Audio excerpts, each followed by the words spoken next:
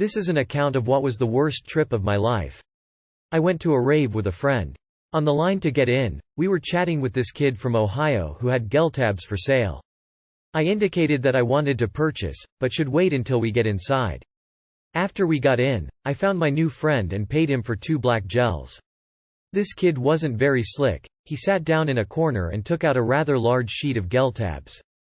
Having never taken geltabs before, but having used paper 9 to 10 times, I thought that I could handle 2.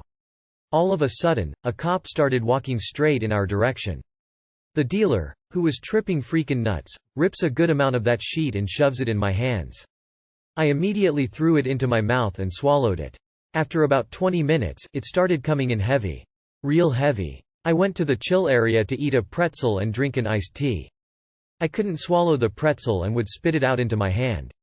I was then talking to this guy from NYC named Vic, who asked me how much acid I took. I said that I probably took about 9 or 10 doses at once, and that I was freaking out hard.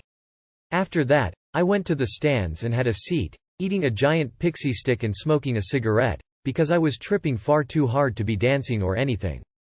I then blacked out. The next few hours are a muddle. I don't remember much other than screaming, "Kill me," to the nurses, taking a leak, or knocking over some no doubt expensive piece of machinery. It turns out they had to sedate me. I awoke the next day still tripping. This time is still a muddle. I don't remember much because it was so fucking weird and beyond my comprehension. I don't know whether I was dreaming or conscious. I stared at my hands for what seemed like hours, and the doctors and nurses made fun of me. Next memory was me awakening in a different room, a completely changed person.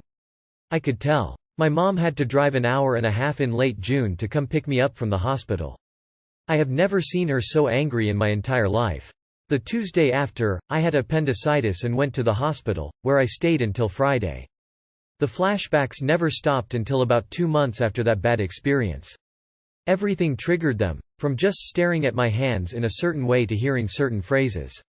I will never take acid again, and I am glad for this. I was, and still am, after 5 months of psychotherapy and antidepressant medication, at least a little, cut off from reality. The moral of this story is to always look at what you buy before shoving it in your mouth.